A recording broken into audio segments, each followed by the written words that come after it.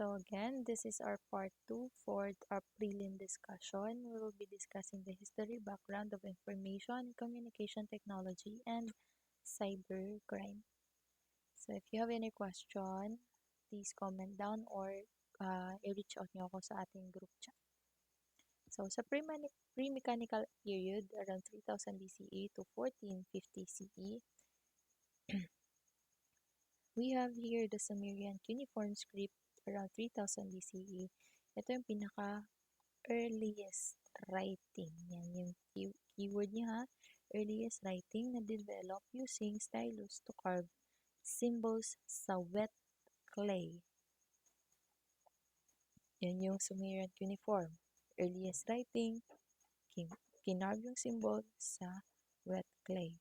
Next, Phoenician alphabet. Dinevelop siya ng mga Phoenicians around 2000 BCE at a significant advancement in written communication. Para siyang alphabet. Ganun. Parang alphabet talaga siya, guys.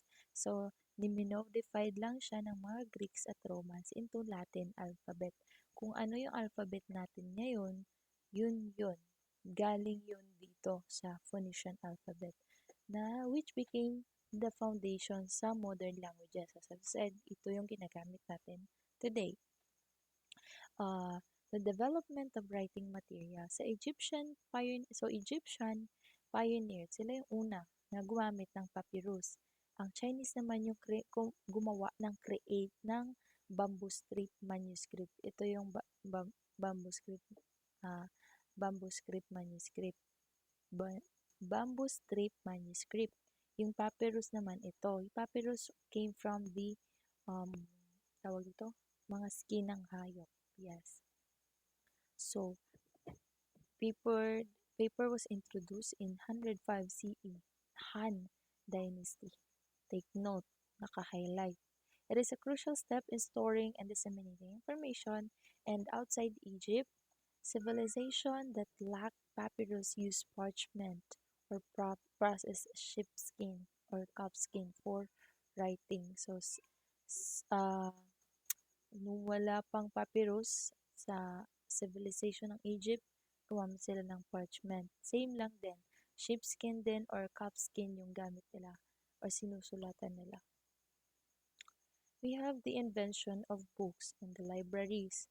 So, yung pinakaunang book, take note, first book na nag-emerge sa ancient China, ang pangalan or title is the Diamond Sutra.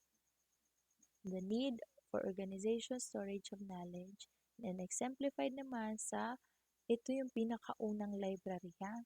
Library of Alexandria. Ito ay established during the Alexander the Great reign, yung pamumuno ni Alexander the Great.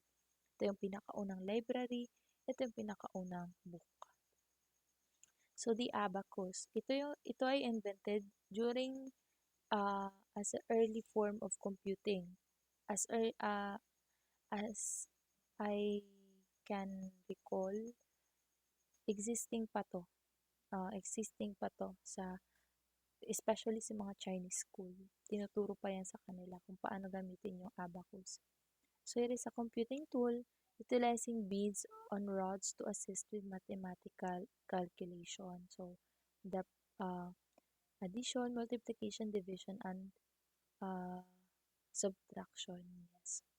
Next, we have the summary for pre-mechanical period. Ito yung history ng ICT and cybercrime na closely interwoven as ICT evolved, so did cybercrime, exploiting the digital landscape created by technological advancements from the early writing systems and calculations tools of ancient civilization to modern computing and network-based crimes. The interplay between the ICT and criminal activities underscores the need for continuous advancement in cybersecurity and emerging digital threats. So let's proceed with the ICT mechanical period. This was around 1450 CE to 1840 CE. So we have here the slide rule. Ito yung early analog computer. computer, pinakaunang, not unang na-introduce na analog computer, dinesign siya para sa multiplication, slide rule, multiplication, division. Yun yung focus niya. Dinisenyo siya para sa multiplication and division. Next, Pascaline, 1642. Invented ni Blaise Pascal, this mechanical calculator was capable of performing addition and subtraction. So, si slide rule, multiplication and division. Si Pascaline naman, addition and subtraction, making it one of the first widely used computing devices. So, take note, Pascaline, addition and subtraction. The difference engine in 1822, developed by Charles Babbage, who is often referred to as the father of computers. So, si Charles Babbage is considered as the father of computer. This machine could tabulate polynomial equations using the method of finite differences, making it precursor to the modern computing. Difference engine method of finite differences, developed by Charles Babbage as the father, who is the father of computers. Jacquard's loom. He invented Joseph Marie Jacquard invented the Jacquard's loom, and this loom introduced the use of punch cards for automated textile weaving. So, the concept of the punch card later played a vital role in early computing, influencing the development of digital data and processing. Parang pinapunch lang siya. As you can see. Ito yung papel. Nandito yung mga punch, mga letter and symbols na ginagamit nila to punch the symbols on the paper. Okay, next. The first cybercrime incident. Pinakaunang cybercrime incident na recorded. The hacking of French telegraph system. So, sa deeper historical roots ng commonly assumed, ang pinakauna ko nung cyber attack na nangyari noong 1834 nung may dalawang French bankers, Francis and Joseph Blanc, exploited the French telegraph system, the semaphore graph, to gain an unfair advantage in stock market. So the Blanc brothers bribed telegraph operators to transmit the stock in exchange information to an accomplice. An era technique involved embedding intentional errors while within telegraph messages to discreetly communicate financial data.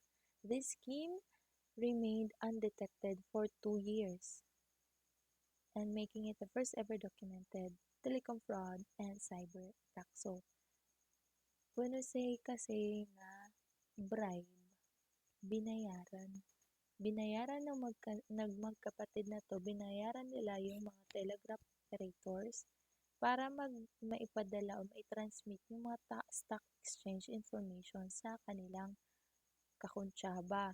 Yung technique naman nila, they intentionally put errors within the telegraph para ma-discreetly communicate yung financial data. Ganun kagaling yung magkapatid na to. In exchange for advantage in the stock market. ICT mechanical period, yung impact niyan, significance. Crucial siya in shaping computational technology, yes, kasi maraming computing devices yung na-invent during this era, leading to innovation that influenced modern-day computers and automation. In 1834, hacking incident demonstrated kung paano communication network, even in their infancy, could be exploited for financial fraud, highlighting the long-standing link between technological advancement and criminal activities. So, the summary, dito lang naman nangyari yung first documented cybercrime. Yan, proving that the exploitation of communication system for criminal intent is as old as the system themselves.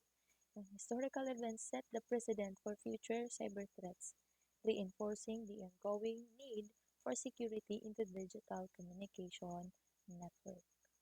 So let's proceed with the ICT electromechanical period. This was around 1840 to 1940 na. The voltaic pile, inimbento ni Alessandro Volta, pinakaunang battery na nag-generate a steady electrical current and marketing the beginning of modern electrical power sources. So, ano bang ginagawa ng battery? Provide electricity or provide power. Pinakaunang power bank, kumbaga. Yan. Next, the telegraph. Si Sir William Fothergill Cooke and Charles Wheatstone developed the first practical electric telegraph, allowing coded signals to be sent over long distances. So, yung pinakaunang practical na electric telegraph na nagawa ng dalawang tao na si William Fothergill Cooke and Charles Wheatstone. Next, Morse code. Familiar na kayo sa Morse code. Created ito ni Samuel F.B. Morse. This system converted letters, numbers, and punctuation into dots and dashes. Yung dash, yung dots, yung tinatawag na dots dito, period. Yung dashes naman katulad nito, dash. So, meron lang siyang set. Every set of dash and period or dots have a specific tawag dito, may katumbas na letter. Okay, next. Electromechanical computing. Inintroduced to ni Herman Hollerith, leading to the establishment of IBM and the industrialization of book publishing. The telephone. Alam niyo naman kung ano yung telephone. Ito yung pinakaunang telephone. Yan. Dito kayo magsasalita as you can see sa picture. Dito kayo magsasalita. Dito naman yung voice nyo mata-transfer to other lines, allowing speech transmission via electrical signals. First wireless telephone patent in 1902,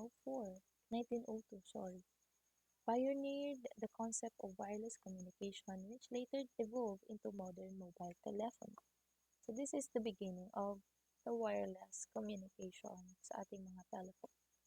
The radio, invented by Guglielmo Marconi, facilitating the transmission of telegraph signals via radio waves. So, sa early cybercrime incidents and hacking cases. Marami to. Sa hacking system of telephone, 2 years after Alexander Graham Bell patented the telephone, a group of young boys in New York was caught deliberately misdirecting and disconnecting customer calls. This was one of the first recorded instances of phone hacking. So, noong 1878, phone hacking yung naganap. 1903, hacking of wireless telegraph. British magician and inventor John Neville Maskelyne hacked into the transmission and repeatedly sent the word "rats," followed by a limerick mocking Marconi.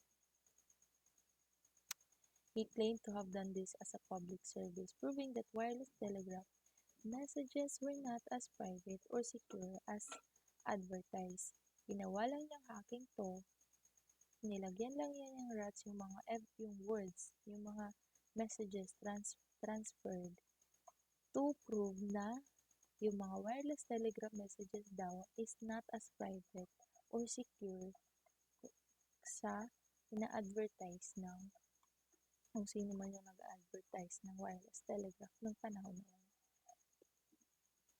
He's just proving something. So, 1939, breaking the German Enigma code. So, the Enigma machine was developed in 1919 by Hugo Koch. It was used by German military to securely transmit messages, and it was believed to be unbreakable. But in 1939, 20 years later, Alan Turing and Gordon Roachman developed a bombing machine at Bletchley Park, successfully decipher nila yung German military communication.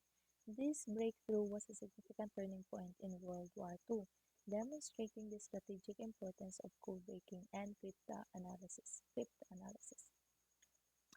So, ito yung Enigma machine. Para lang siyang typewriter. Pero,